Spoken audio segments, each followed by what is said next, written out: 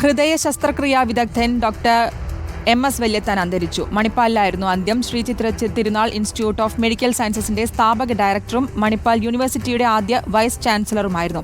Medical സാങ്കേതിക വിദ്യയ്ക്ക് കൂടുതൽ ഊന്നൽ നൽകിയുള്ളതായിരുന്നു അദ്ദേഹത്തിന്റെ പ്രവർത്തനം. പത്മബഹുമതികൾ നൽകി രാജ്യം ആദരിച്ച ഡോക്ടർ വല്യത്താന് നിരവധി അന്താരാഷ്ട്ര ബഹുമതികളും ലഭിച്ചിട്ടുണ്ട്. തിരുവനന്തപുരം സർക്കാർ മെഡിക്കൽ കോളേജിലെ ആദ്യ ബാച്ച് വിദ്യാർത്ഥിയായിരുന്നു ഡോക്ടർ MS വല്യത്താൻ. ലിവർപൂൾ സർവകലാശാലയിൽ നിന്ന് ബിരുദാനന്തര ബിരുദം നേടി. Johns Hopkins, George Washington, Georgetown university hospital എന്നിവിടങ്ങളിൽ നിന്ന് ഹൃദയ ശസ്ത്രക്രിയയിൽ കൂടുതൽ പരിശീലനം നേടി.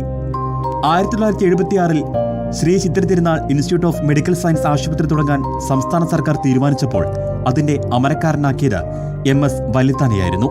അതുവരെ വിദേശത്ത് നിന്ന് വലിയ വില കൊടുത്തു വാങ്ങിയ ഹൃദയവാൽവുകൾ വല്യത്താന്റെ നേതൃത്വത്തിൽ ശ്രീ ചിത്ര വികസിപ്പിച്ചെടുത്തു. 1974 മുതൽ 94 വരെ അദ്ദേഹം ശ്രീ ചിത്രയിൽ തുടർന്നു. പിന്നീട് മണിപ്പാൽ യൂണിവേഴ്സിറ്റിയുടെ ആദ്യ വൈസ് ചാൻസലറായി. 1999 വരെ പദവിയിൽ തുടർന്നു.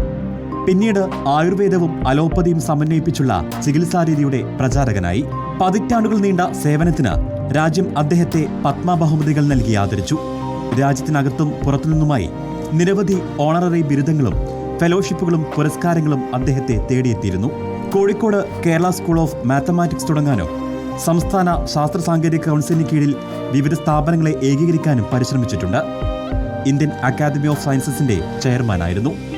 Research desk reporter.